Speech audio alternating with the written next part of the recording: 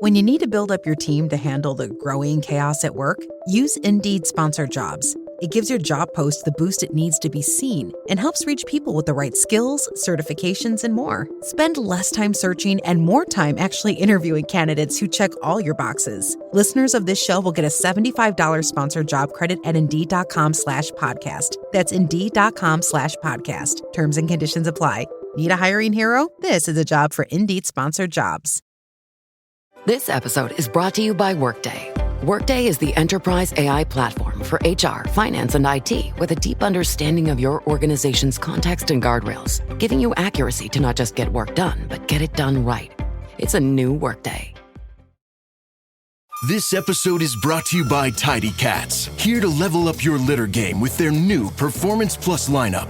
Your home is your happy place, your cats, VIPs. So when it comes to the litter box, excellence isn't optional. Choose from products that specialize in max power clumping, low tracking, or odor fighting so advanced, stink won't see it coming. Tidy Cats Performance Plus. Mission mighty, keep it tidy. Shop now at tidycats.com. What's so beautiful about the Twilight Swim is it's interspersed, and I love this, with Robin's illustrations to really help you, the reader, get into this Odyssey-like journey, right? Part fantasy, part historical reality, historic fiction. So, like, what is it like to actually, for your readers, Jan, to have illustrations throughout? Like, how does that maybe provide a unique experience for them? Well, when I was writing it, I honestly saw this as a movie. I thought, oh, if only I could dial up Disney.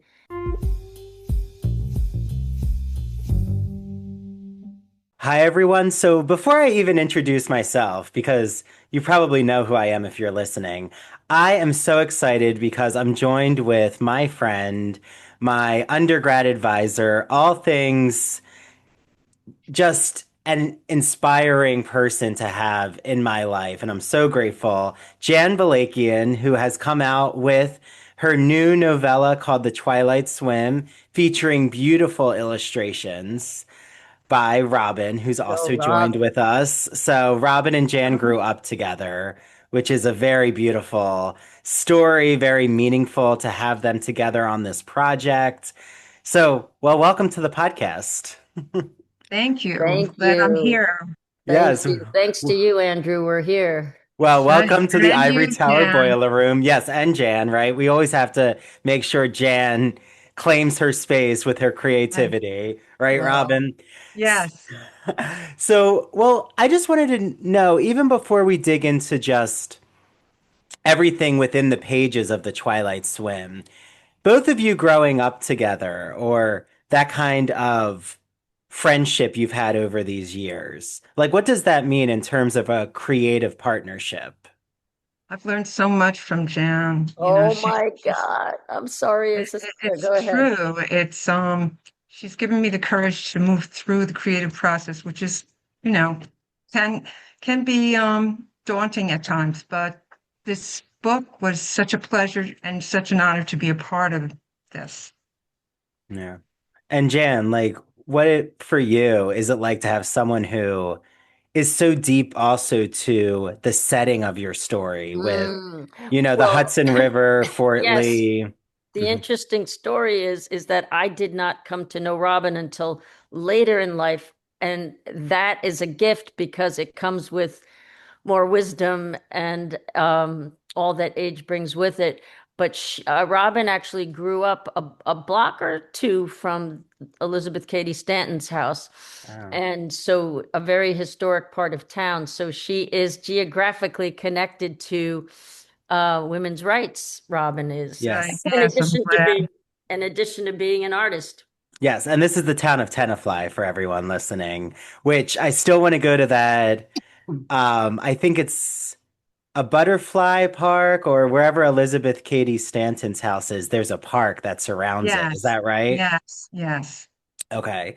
Yeah, we'll have to do the walk around, Jan. And, what's so beautiful about the Twilight Swim is it's interspersed, and I love this, with Robin's illustrations to really help you, the reader, get into this Odyssey-like journey, right? Part fantasy, part historical reality, historic fiction. So, like, what is it like to actually, for your readers, Jan, to have illustrations throughout? Like, how does that maybe provide a unique experience for Well, them? when I was writing it, I honestly saw this as a movie. I Mm, thought, oh, if only I could dial up Disney. And one has, I have no idea how you would ever do that. But so I saw the whole thing as a movie. So having illustrations was a natural. And what is so remarkable about Robin is that she had never done this kind of work before, and she somehow managed to learn it by doing it. And I just think that's quite a feat. Well, I think it was easier because the narrative or the story itself is very rich in description. mm, And the culmination of each lesson learned along this adventure was easy to have imagination for. And I just hope supported the text Absolutely. because Absolutely. it was so I love Jen's writing. yeah, Jan Well, is Robin's not going to so be partial. She's not going to be impartial, and neither No, will no, Andy. But I yeah. wouldn't well, say but it's so rich and like Robin said, and cinematic, like you said, Jan. It is so cinematic, and I think it's an incredible beach read. I think it's great that it's coming out in the summer because it's something that you can read within a 1 hour span. And Yeah, for between your everyone out cocktail and there, your entree. well, and for everyone out there, Jan is also releasing an audiobook. So you can walk to it, or I know Jan would love if you are moving out in nature as you're listening. I think that it calls to you in terms of all of the senses. Like it really is so multi-sensory. And like, what is this relationship, right? Let's take everyone into the narrative to have a story that focuses on an aunt and her niece. I know that that's really meaningful for you, Jan, in your own personal Definitely. life. Definitely. Yeah, so how did you go there? Like, how did you know you were going to center it on an aunt and her relationship with her niece instead of, say, with her own child or with her grandmother and a daughter, or a mother and a daughter, I should Yeah. say? Good question. So, two things. About 20 years ago, I promised my niece that I was going to write a story for her about us. And actually, I say a niece, but I have several nieces for whom this book is dedicated. And also growing up, ants were a presence everywhere. My Aunt Lou, my Aunt Glad, my Aunt Anna, my Aunt Nona, like ants were just a presence. Now, I don't, there were no uncles around. So the ant became just like a thing. I don't know what to call it, but so I don't know if all families experience the ant phenomenon, but we had some influential women in our family, and many of them single, Mm, and they kind of took us under their wings. And so it was almost like having a double mother. However, in this case, I'm writing about my relationship with my niece, and I guess being the single woman, I'm forever grateful to my brother and sister-in-law for having these nieces, and we do things together, so it just kind of was natural in its evolution. mm. And you can really feel that power of what you're describing. It sounds like a very, and I know a lot about your family history, but not everything. I mean, it sounds like a very matriarchal, empowered type of family Definitely. experience. My mother definitely ran the household, that's for sure. Yeah. But she's not, so that's not an aunt, but women, yeah, women kind of had a lot of power. Yeah. Well, it's kind of why, you know, my mom and dad, they consider you an aunt to me. Oh, You that I'm are, you so are. honored. I'm You're so part of the honored. family. And And yes. likewise, Well, yeah. and I think that female empowerment narrative is so important to your text in the sense of that the The niece in strength. the story, yeah, and she really the bonds that are created, like it doesn't have to be so much of the time the narrative is about a mother and a daughter, and I think it's nice to see a different angle and to see that, you know, the importance that family, extended family, or just even if someone isn't blood related, how you form bonds and kind of shifting away from these traditional ideas Yes. of like having to birth a child, for example. That doesn't just because Right. that doesn't happen doesn't mean you're Right. not going to form these meaningful Bonding foundational relationship. relationships. Right. Yeah. They saved me a lot of work and provided me a lot of fun. Let's put it that Hmm. way. Jan has a great time with her Yeah. nieces. Yeah. I see everything. Great aunt, right? Yeah, well, you went to So yeah, Africa. we went to Kenya, we went to Yeah. Africa with one, and New Mexico with another, and then my third niece I'm going with to Armenia this summer. So she's the niece who's a professor of anthropology. Yeah. So yeah, there's a lot of nieces around. Well, and you and Robin, you share that Armenian history, right? Is that like Well, the Robin by genealogy? blood, Robin by passion. Oh, by passion. That's Okay. right. Have an interest in human rights and maybe more to do with the atrocity of it, not in an interest in the atrocity itself, but the pain and the suffering, and how I was pretty taken by how many artists of that culture, of the Armenian culture, are so clear Hmm. to express in such a beautiful way the historic pain and to get through it in that way. And I really I admire that very much about the country itself. And Robin was married to a Greek person, so I think They had a accessed some genocide, of that. they were part Yeah. of the genocide also. Yeah.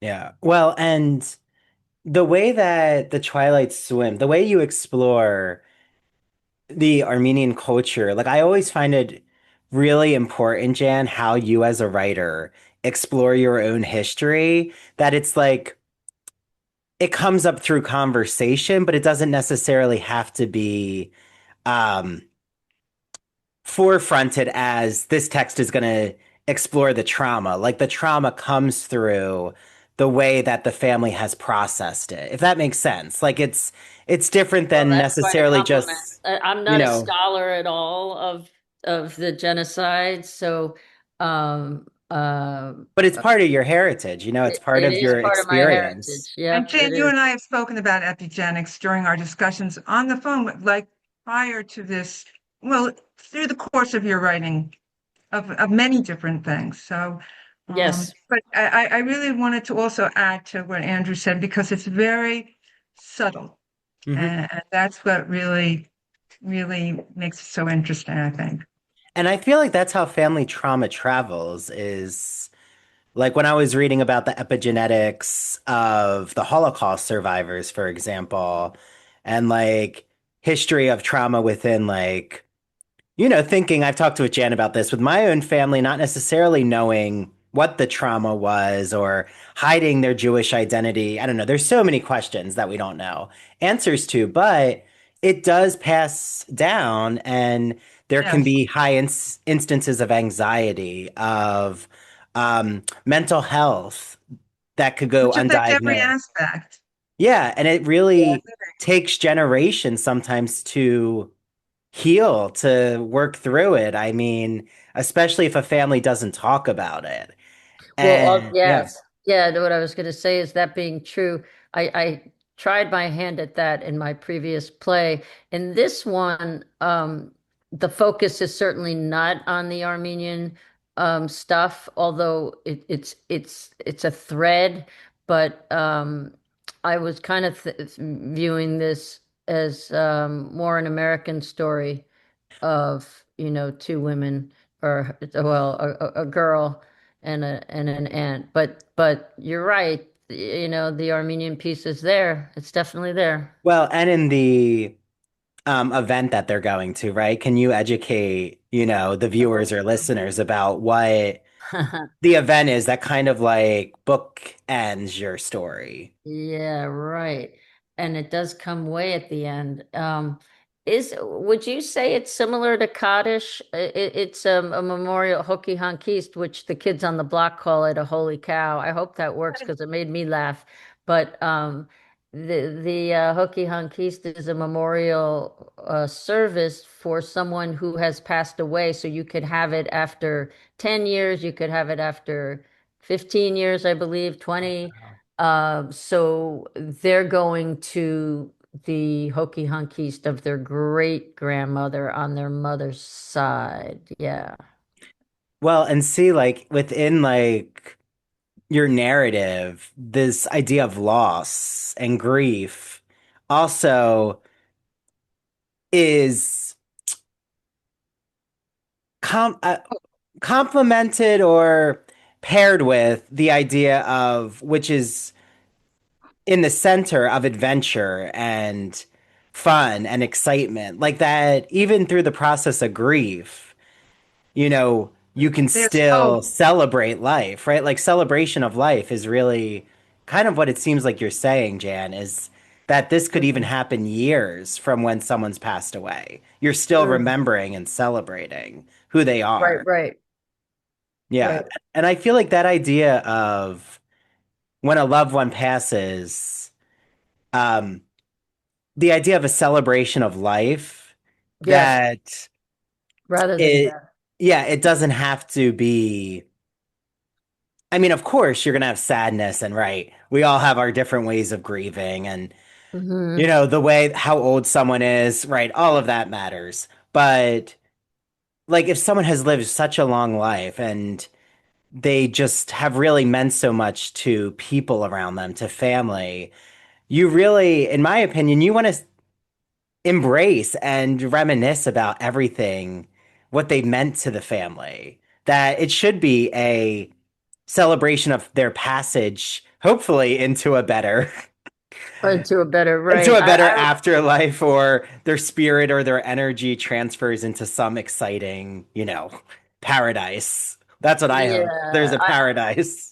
I was interested in having the deceased. This is in the beginning of the story when they're looking up through the maple trees, overlooking the whole thing, because I always have this feeling that when someone passes away, that they're looking after you. And I was discussing this with Andrew about the ending, whether to have the archbishop say they were looking after you. And then I felt I have this terrible habit of being overly explicit, so I cut it out.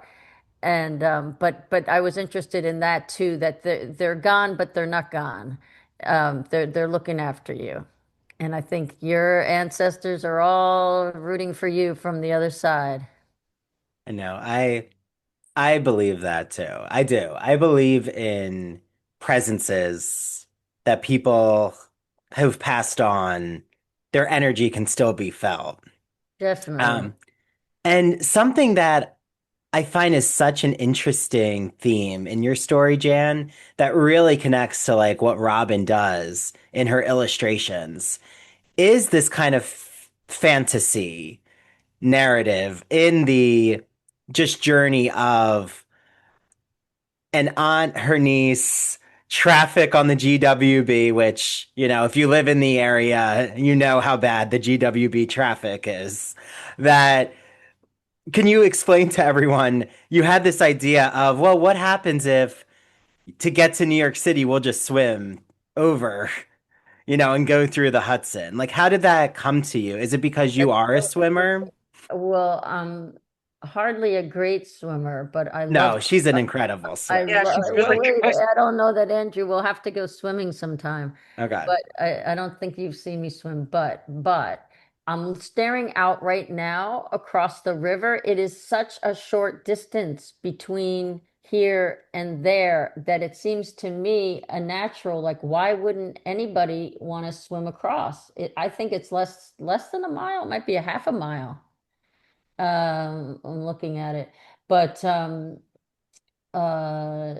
yeah, so they have to be back in time for the Hokie East. So time is of the essence, and they decide that it's faster to swim across. And with New York traffic, that could very well be the case. Tomorrow morning is knocking. Stock your fridge now. How about a creamy mocha frappuccino drink? Or a sweet vanilla? Smooth caramel, maybe? Or a white chocolate mocha? Whichever you choose, delicious coffee awaits. Find Starbucks Frappuccino drinks wherever you buy your groceries.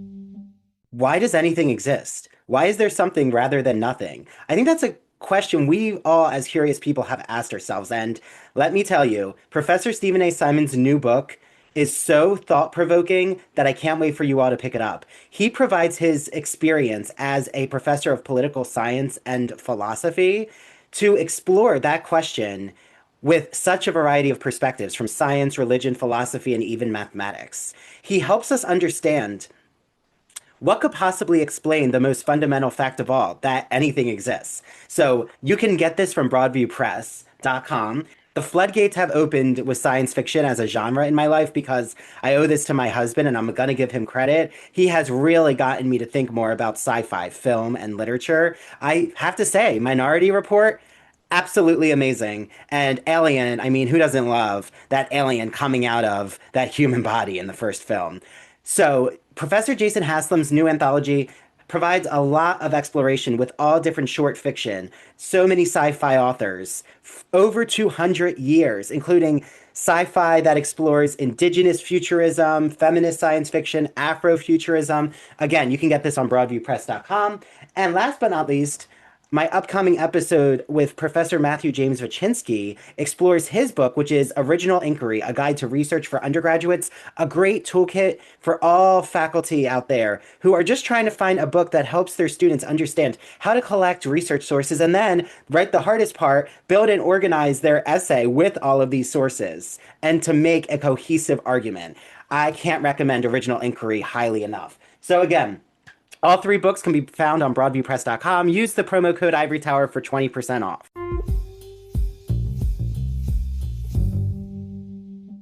Well, yeah.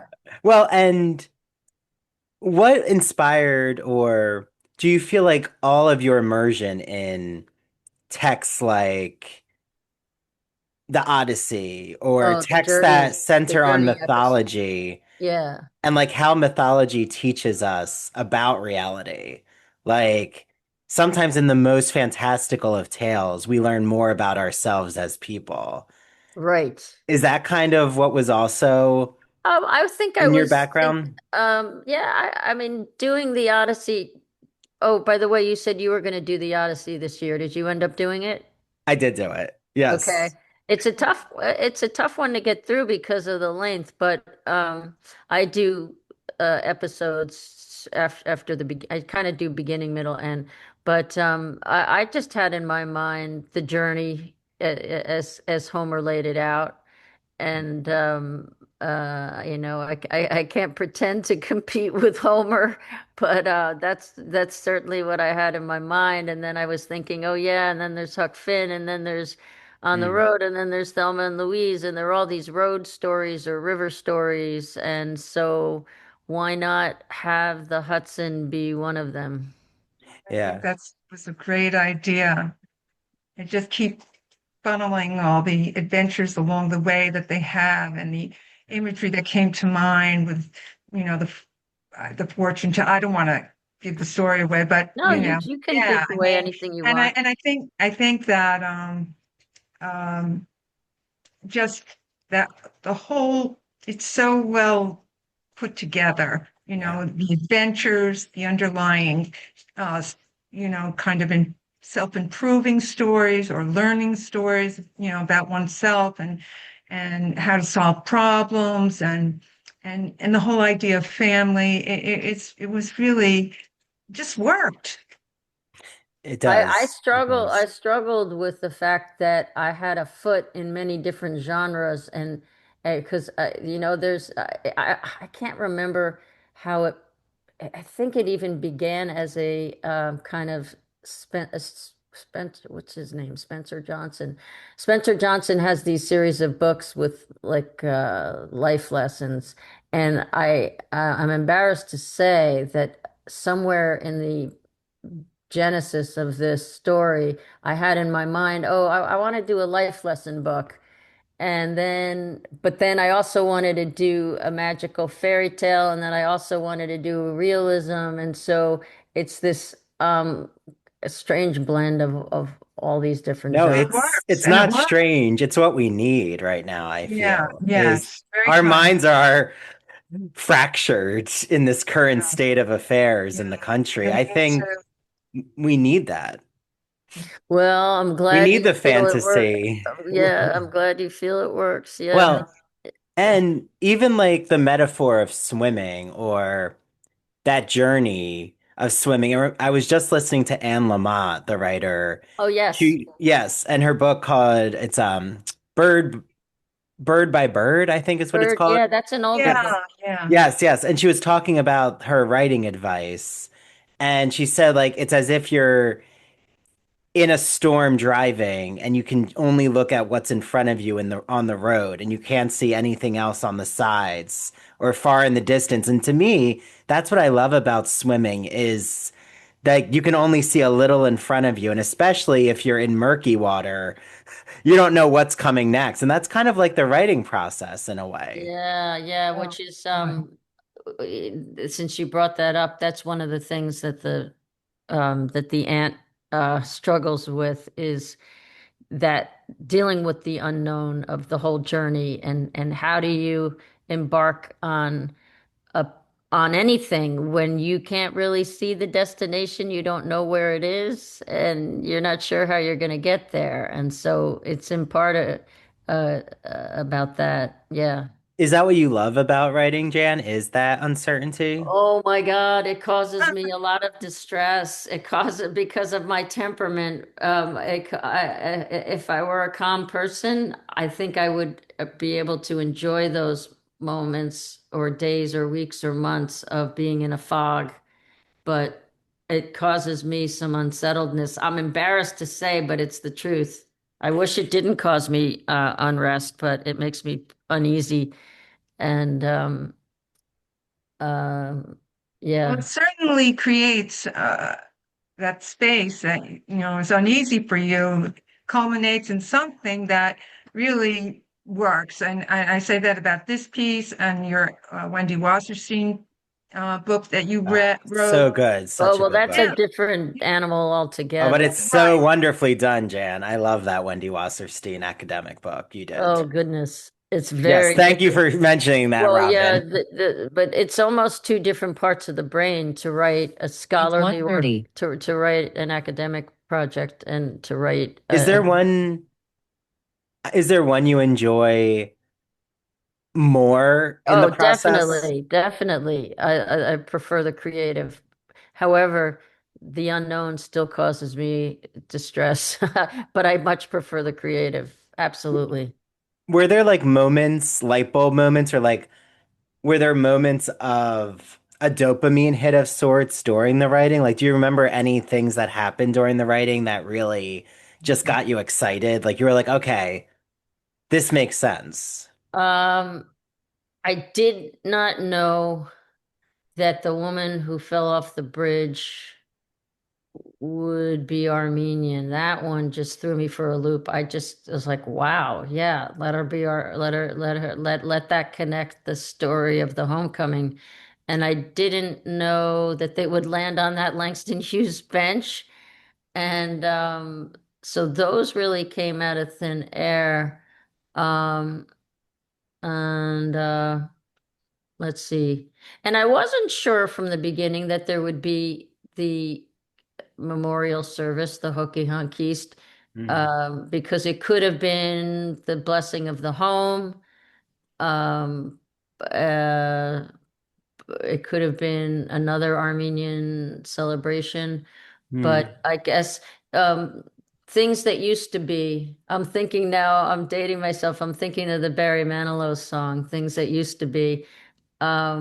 There's a lot of conversation about people who passed away, mm, things that used to be in Fort Lee that are no longer there, or in Edgewater, or in the Hudson River Valley area.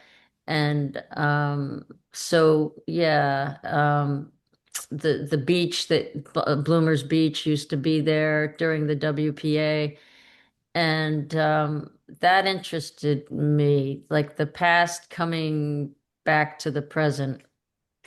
yeah. How, for both of you, how much of your process as artists, right? Robin in the illustration uh, field, Jan, you as a writer, comes from, because I try to like ask my students to think about the immersion of like how writers or artists look to their surroundings for inspiration.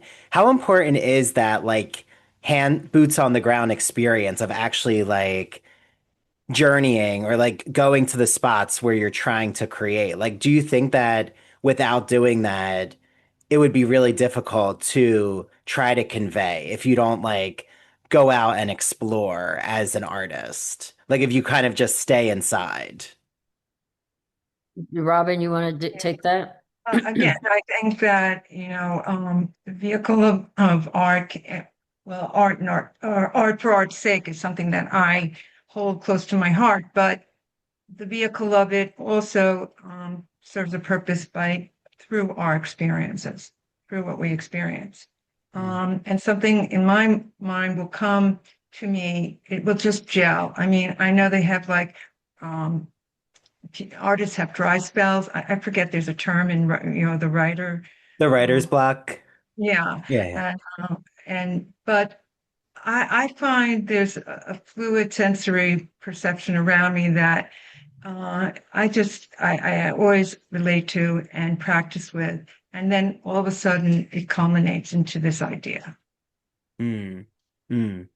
So, like, for those listening who are currently in a dry spell, Robin, like, what would your advice? Is it about having a sort of pattern every day? Like, what's the best way to kind of get Uh, back into the work? Thank you. I love these questions, and I think that um, every day identifying our awareness and observing the really important things, getting up in the morning, seeing your environment. Environment is very important. Um, uh, I was No, climate but yeah, it climate makes change. I'm sense. very upset about that too. But Well, yeah. yeah, yeah. So I I just feel that, your surroundings are always with you, that what they change, but they're always there. And just to always find a way to observe and practice, even if it's, just a word or two that you put on your page, Mm. eventually it develops, not to give up. Yeah. Yeah. Yeah. How about for you, Jan? What would well, you say I to mean a the palace. writer's?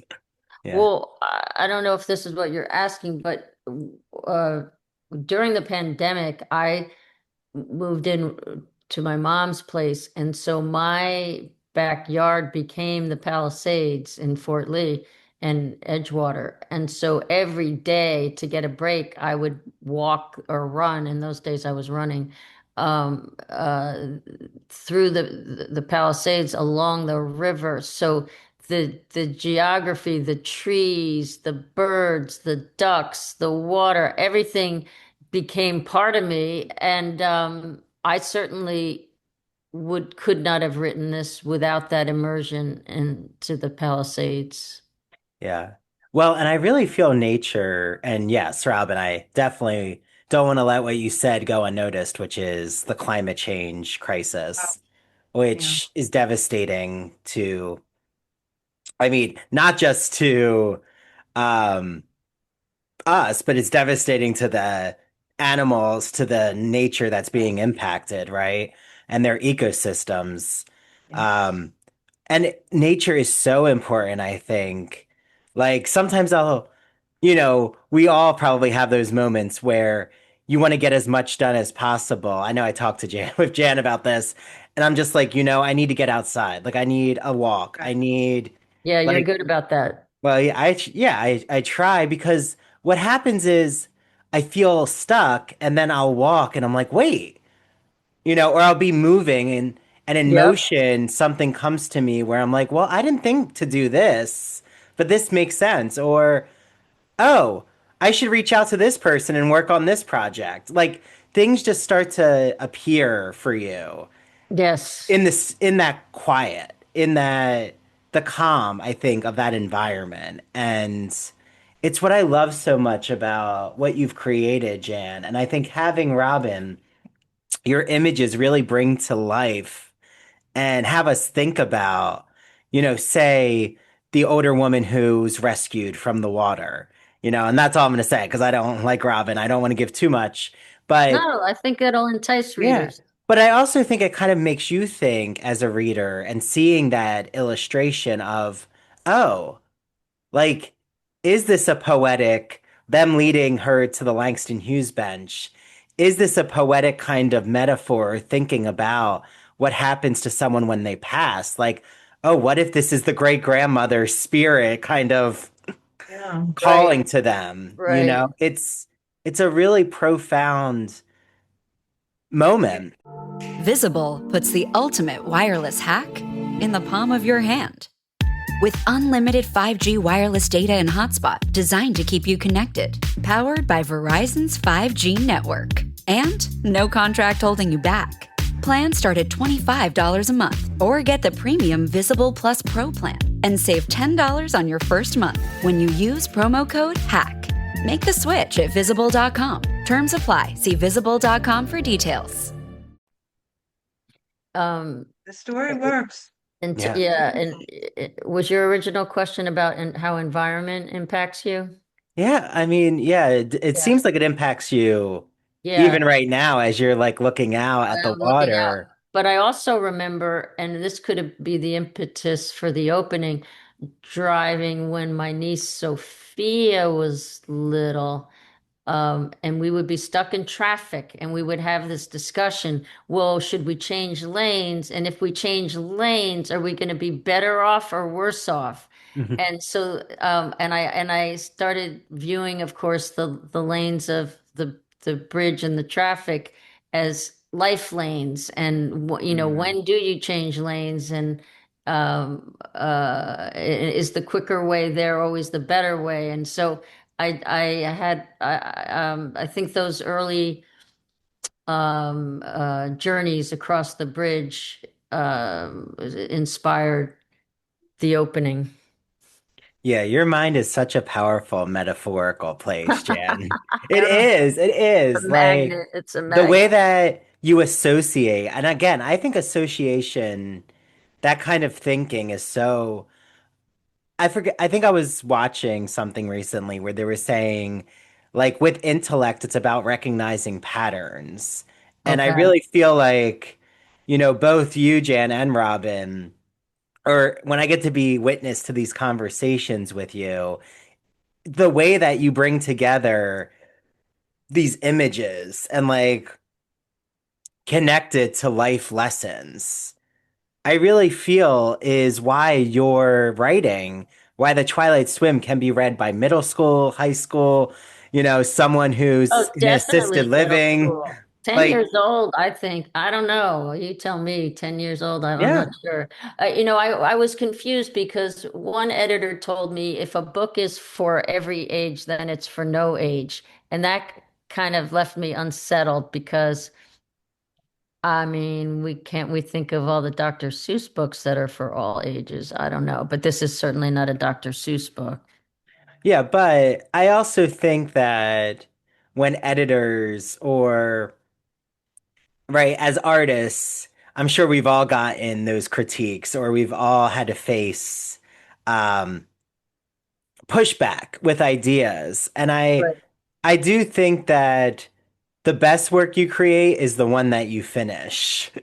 And Yeah. it's kind of like the advice for finishing a dissertation Yes, is it's very similar. you could get feedback from, like I was saying this to a client, and I was telling Jan and Robin I'm working on his novel, and the hardest part is he wanted to read as much as he could of like everything in this genre. And I was like, eventually, I was like, just stop reading because I know you want to like absorb as much as you can, but what's your voice? Like, what's your angle? Like, Yeah, it's tricky. It, it's it is tricky. I think it's good to read some of your genre and then, yes, yeah. yeah. And I think that um right, everyone is going to have different advice, but at the end of the day, I think what you've created and written, like, it's important that it ranges in age. Like, I think it's a story that resonates, that has language that young Each age adults, yes. No, sorry, can go ahead, Robin. no, I was thinking of each age when read a fairy tale or a folk tale, when you, as a child, you read it and you see it in one way. And then later on in life, you read it again and it takes on more meaning, but it's still readable, and enjoyable at an older age. So, Yeah. I don't know if that's going along with the line of what you're saying, but I just think that books that I had read in my teaching days, um, that were enjoyed by the young, but I enjoyed it just as much reading them. You know, Yes. give simplicity to life, and as you said, to the fractured way we live now, we need something like the Twilight Swim. Yeah. Looking for summer reads, the Gay and Lesbian Review, a bi-monthly magazine that features arts and culture conversations about the LGBT community, has you covered. The July and August issue is all about summer getaways and artists. So, for example, there are articles about David Hockney. There's an article about the sculpture in Central Park that some of you, if you've seen Angels in America, definitely recognize, by Emma Stebbins. So I can't wait for you all to get your hands on this issue. As always, there are TV reviews, film reviews, book reviews, theater reviews. So if you just don't know where to begin with LGBTQ literature, this is a great magazine to inspire you to add more books to your to be read pile. I love the Gay and Lesbian Review, and I'm so happy because I have a promo code for you. Go to glreview.org and get the print subscription or the digital subscription and put in ITBR choice for a free issue of the magazine. Yes, we do. Your There you go. time, That's your the clip, time, Robin. We need the your Twilight time. Swim. But you're right. Like the lessons in, the Brothers Grimm, for example, if you take what you learn from uh, Hansel and Gretel and like going on a journey that, you know, they're abandoned. And, as children, you're just like excited that they found a house that's all made of candy. And you're just like, Right. wait, there's a witch? And then, like, it's like those elements that intrigue you. And then as an adult, you're like, wait, why did their parents abandon them? Why, they're now orphans. How are they going to survive? Like, it's right. It's like you just add layers. And at But the the end of the clues day, of how the bread, the crumbs of bread, right, to yes. get you, those are the kind of things that create that adventure. Like, and I was just thinking, bringing it back to Jan's book, Yeah. these adventures that along the way, it was enjoyable, Jan, really enjoyable Yes. to do. And those adventures are so captivating. Like, and I think it helps you, and as an adult, I know myself, Jan, when I was reading The Twilight Swim, like it it brought me back to childhood. And I think that as you get older, it can be hard to like continue to kindle that childhood spirit, or Mm, some will try to bring you down in ways where they want you to be quote unquote more in reality. And I think it's important for us to never lose that childhood flame, you know. And And you innocence. nice. you bring that to your story. I think that's a lesson I learned from your story Oh, is nice. stay in touch with that part of yourself. Yeah. Yeah. Yeah. Good. I'm Yeah. glad. Well, as we, are at our end here, I'll ask you, Jan, what do you hope, specifically because there's so many in your life who know the scenery, right? They know the setting.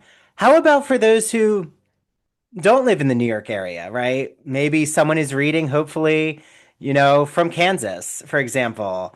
Um, what do you hope they take away? Like, what about the Twilight Swim do you think is a lesson that you're really eager to hear from your readers about how they processed it?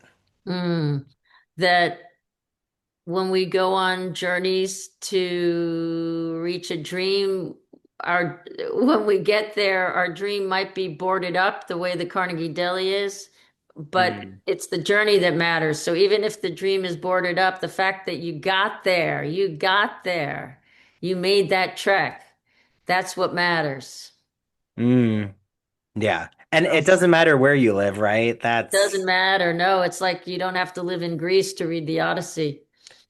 Yes. Yes. And I mean, another text that as you reread it, as you get in different life stages, right? That I can't wait to see the Odyssey this summer. I'm Oh, we have to eager. go. I'm I taking know. you. I'm taking you. Okay, we'll do it. Yes, I'm seeing it um at the IMAX in Atlantic City because I'll be there for my bachelor party, but I will see it again, Jan, because I Oh, need to okay. You're like gonna talk see it about again. it with you. Okay, Um, we'll see it. And well, it's Robin. kind of like the lesson from your book, which is when I see it, I'll first probably just be astounded by like the action scenes and the witchcraft and like the way, I mean, I'm obsessed with Cersei and Calypso. So they're the ones I'm most interested in because I just love witchcraft and I like that kind of mysticism.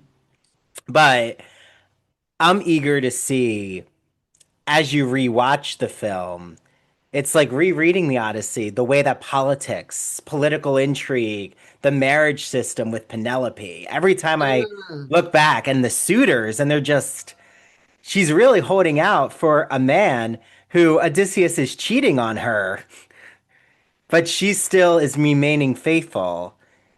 I just think there's a really interesting gender thing happening in the Oh, for Odyssey. sure there is. Yeah. um, Um, but and- oh, yeah. also, yeah, no, I'm just thinking because I jotted down what lessons that there is no perfect route. I think that Mm, many of us, myself included, when we're trying to make decisions, we're looking for that perfect route. And yeah. there is no perfect route. There's the best one, but also there's this phrase, I don't know if you remember this, Robin, but you told me this. Darkness breaks when we were discussing Mm. the meaning of twilight. Darkness breaks, and there is that scene where the ant is can't move forward, and she eventually can with time. So I would like readers to just know that when they're going through difficulty, darkness breaks. Wow. Yeah. It's kind of, I forget who said this quote, but like um something about in darkness. I'm trying to remember about this like the stars. Uh I The need to light. find it. Yeah. Oh, this is this a reference to the Inferno at the end? Um oh, I'm thinking of the Ralph Waldo Emerson quote. It's Okay, when it is dark enough you can see the stars. And I think that beautiful, Kamala beautiful. Harris actually said it in her concession speech. I think you're right. But Well, I mean, they also say democracy dies in darkness. Oh yeah, the Washington Post. Their slogan was "Democracy dies in darkness," and then now you can see where the Washington Post has headed, which with Jeff Bezos and then getting rid of the book section. So, we could go on a tangent there. But Yeah. uh, I do like think, Jan, what you're saying is so powerful about like even Twilight. It is such a special time of the day. I Like, have to credit my brother Peter for Twilight because I think I originally had the night swim or something. And yeah. and he suggested Twilight because he said, "How are they going to be swimming if it's dark?" And I said, "Oh yeah." Oh, But like, during the day, like during that time, right? Like what time would you say like now as we head into the summer? What is that? Roughly 8:15 right now. 8:15. Okay. So, everyone who's listening or watching this, like take notice, around 8 to 8:15. I think it's so special when you're out during that period because like just the the mood. different like hues of light. And as an artist, Robin, you must be Yeah, really it interested. just, comforts you. It just, you know, kind of ending and beginning of the day. Because Jan said, there are two twilights. I was like, okay, yes, I have to remember that. I hadn't thought of that yeah, until I did. Oh, that there's also the one There's the in morning the and morning. At yeah. dawn. Yeah. Yeah. Well, that's the one I don't usually wake up for. Join the club. Join the club. It depends. It depends. But in the winter, sure. But yeah. Uh I think that it's also really special like when the sun is setting and you know, like the sun and the moon are both Yes. present. I love when you can see the moon in the like daylight. I think Yeah. there's Yeah. It's it like a feels mystical. phenomenon. Yeah, you're Yes, like, what, how is this happening? exactly. I know. Well, Jan, Robin, this has been a pleasure. Thank I you, Andrew, Thank for you, taking for Jan. making a What an dream yes. happen. honor. You guys, thanks Well, for making a dream happen. the Twilight Swim. I also want to just show a sneak peek of an illustration. Oh, nice. Let me show. We've talked about the grandmother, so, or not the grandmother, but the woman who is saved. And this is the original edition. So when you get your edition out there, it'll be the full page. It's gonna be But big, yeah. it is the poet's bench is right here, and you can see that they have, brought the woman and saved her and brought her to shore. So it is Thank such a you to special both of book. you. It was a Everywhere, blessing and an honor. Thank yeah, you. but everywhere books are sold, specifically Amazon, The Twilight Swim, it's at a good price point for everyone. It's also an ebook too. So if you have a Kindle, you can read it on your Kindle. And Jan has a special audiobook performance where she's going to read everything. She's going to read her acknowledgments, the preface. Um, so I'm Andrew's so the happy. wizard. Andrew's the wizard of Amazon Yes, because for a yes, writer, for someone who's just putting a story down on paper, to have someone like Andrew make it real and make it yeah. happen in all of these formats is just it's just a blessing. So I can't thank you enough. Oh, thank you, Jan. It's Wow. it's the bridge over, The you know. bridge, literally the bridge. Yeah, yeah. Oh, right, See, right. we go back. But, and, Jan, it is so special to, not everyone can say that they had a professor who's been a part of every stage of their life. And I look forward to continuing, I feel that way our relationship. from my side of things. Yeah, you give me more than I could ever teach you, which is I think what they say it's supposed to work that way. If a good teacher finally learns from the student, and here I am.